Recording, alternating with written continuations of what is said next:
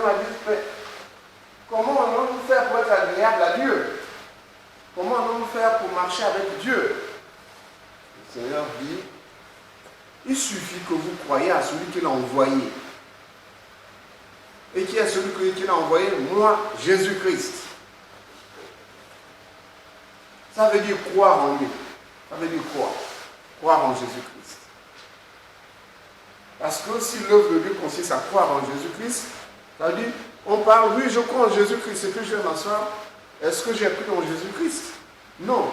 Croire en Jésus-Christ veut dire recevoir sa parole, mieux le connaître et marcher selon la vie qu'il nous communique et qu'il nous enseigne.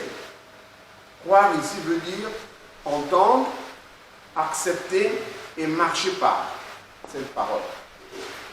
Donc, écoutez-moi attentivement et suivez, effectuez, marchez selon ce que je vous enseigne.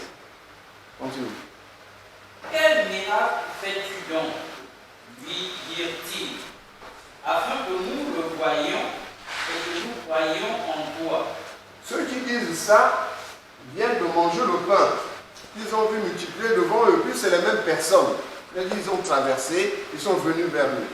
Mais tu fais quel miracle? Mais donc le pain là, ce n'était pas un miracle. C'en était un, non? Fais encore un autre. Ça veut dire quoi pour nous? Ça veut dire quoi? Ah, j'ai beaucoup prié, je ne vois pas la chose s'accomplir. Sous-entendu, je n'ai pas vu le miracle attaché à cette chose-là. Puisque ce que j'attends pour que ça s'accomplisse, ce qui va s'accomplir, c'est un miracle.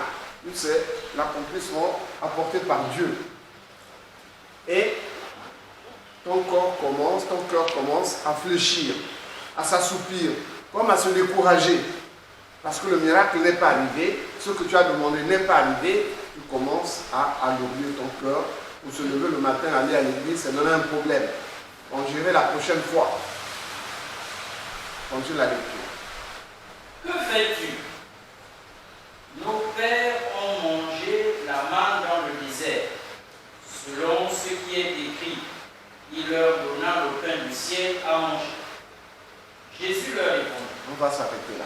Donc, les Juifs vont le toquer. Mais nos papas, eux, ils ont mangé un pain qui venait du ciel. Ils ne travaillaient pas. Le pain leur tombait du ciel tous les matins. Avec la viande, c'était les oiseaux, la caille. Donc, tous les jours, ils avaient ça. C'est le pain qui venait du ciel. Donc, ils ont été saufs avec ça. Ils ont vécu avec ça. Maintenant, toi, tu nous donnes quoi? Tu nous as donné le pain seulement hier. Mais aujourd'hui, tu ne nous as pas encore donné. Alors que nos papas, là, c'était tous les jours. Pendant 40 ans. On a mangé seulement hier. Là, tu fais quoi?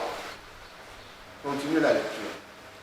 Jésus leur dit, en vérité, je vous le dis, Moïse ne vous a pas donné le pain du ciel, mais mon Père vous donne le vrai pain du ciel. Donc Moïse ne vous a pas nourri. Le pain là ne venait pas du ciel. Et d'ailleurs, la manne là ne tombait du ciel qui est sur terre là. C'est de ce ciel là que ça venait. Ça ne venait pas du ciel invisible. Mais eux, ils disaient, ça vient du ciel. Dieu n'habite pas dans les nuages. Puisque la manne là tombait comme la pluie.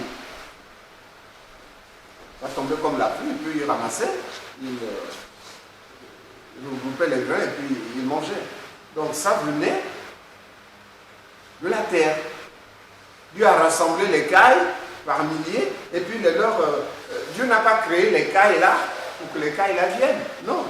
Il a fait venir les cailles et les cailles se trouvaient là, puis il les attrapait et les mangeait.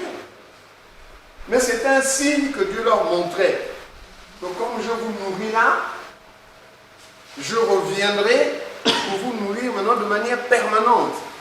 De même que ceux-là ont été nourris pendant 40 ans, le Seigneur nous nourrit, non plus pendant 40 ans, mais pour l'éternité. Mais avec un pain qui, lui, descend du ciel invisible. Continue. Car le pain de Dieu, c'est celui qui descend du ciel et qui donne la vie au monde. Il lui dit, Seigneur, donne-nous toujours ce pain. Jésus leur dit. On s'arrête d'abord.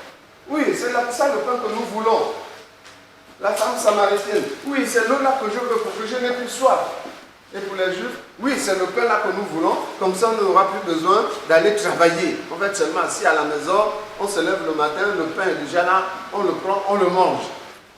C'est ça que nous voulons. Donc, eux, ils raisonnent sur des choses terrestres. Mais le Seigneur leur parle des choses célestes. Continuez la lecture. Jésus leur dit, je suis le pain de vie. Celui qui vient à moi n'aura jamais faim. Et celui qui croit en moi n'aura jamais soif. Donc le Seigneur se présente maintenant. Je suis le pain de vie, venu du sein du Père. C'est ça le vrai pain.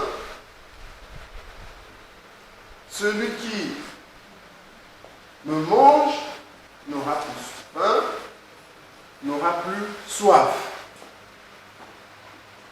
Continuez la lecture. Mais je vous l'ai dit, vous m'avez vu, et vous ne croyez point.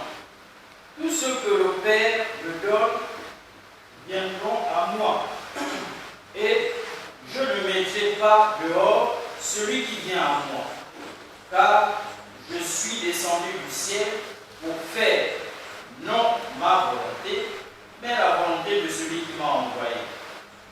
Or, la volonté de celui qui m'a envoyé, c'est que je ne perde rien de tout ce qu'il m'a donné. Mais on va d'abord s'arrêter. Donc, je suis le pain venu du ciel. Et c'est la volonté de Dieu que je me donne en tant que pain qui communique la vie. Et ceux qui viennent à moi, c'est mon Père qui touche leur cœur pour qu'ils viennent à moi. Et quand ils viennent à moi, je ne vais jamais les chasser. Ça veut dire quoi?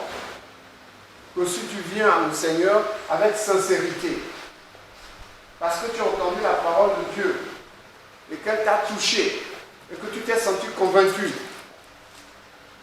le Seigneur ne va jamais te tiller comme disent les jeunes, c'est-à-dire, je prends celui-ci et celui-là, sa tête ne me plaît pas, je le jette de côté.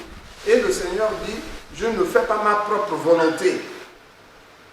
Les hommes font leur propre volonté. Depuis que l'homme a péché, l'homme, l'être humain, fait sa propre volonté. Je vais me lever à 10 heures. Je vais m'apprêter pour aller à l'église à 9 heures. Bon, tu sais qu'il y a le taxi à prendre et tu risques d'arriver à l'église à 9h45 à cause du taxi et de la licence. Donc tu décides de ce que tu veux comme tu veux. Mais Jésus-Christ n'était pas ainsi. Parce qu'il en était ainsi, il a dit, bon, hier là, avec sa grosse barbe là, je n'aime pas. Celui-ci, il est mal habillé, je ne le veux pas. Celui-là, il parle trop. Donc il allait commencer à tirer les gens, marchant selon la volonté humaine. Mais il a dit, je ne marche pas selon ma propre volonté, je marche selon la volonté de celui qui m'a envoyé. Parce que en lui est l'esprit de celui qui l'a envoyé. Continue la lecture. je reprends le verset 39. Or, la volonté de celui qui m'a envoyé, c'est que je ne perde rien de tout ce qu'il m'a donné, mais que je le ressuscite au dernier jour. La volonté de mon Père, c'est que quiconque voit le Fils et croit en lui ait la vie éternelle. Et je le ressusciterai au dernier jour. Donc ma mission sur terre, et cette mission se prolonge jusqu'à ce jour, c'est de communiquer la vie éternelle à ceux qui croient que Jésus-Christ a été envoyé par Dieu. En croyant à Jésus-Christ, en tant qu'envoyé, tu crois en celui qui l'a envoyé. Puisque si quelqu'un a envoyé, c'est que quelqu'un, s'il y a un envoyé, c'est qu'il a été envoyé par quelqu'un d'autre. Donc en croyant au Fils, tu crois en même temps au Père. Tu le crois comme envoyé, ambassadeur, représentant de Dieu sur terre. En fait, en quelque sorte, Dieu venu sous la forme d'un homme, habitant dans un corps humain. Continuez la lecture. Les Juifs murmuraient à son sujet. suis le pain qui est descendu du ciel. Et il disait, n'est-ce pas là Jésus, le fils de Joseph, celui dont nous connaissons le père et la mère?